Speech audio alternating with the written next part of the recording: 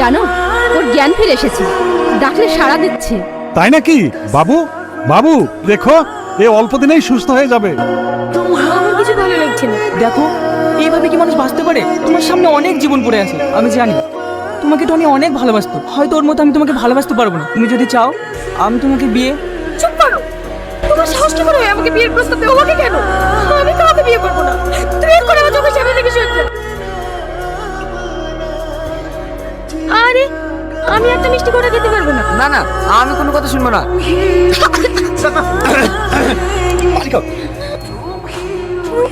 Sorry, sorry. তুমি কে? কি হলো, কথা বলছো না যে? কি হলো বলো? আমি টনির বন্ধু। তুমি টনির বন্ধু না?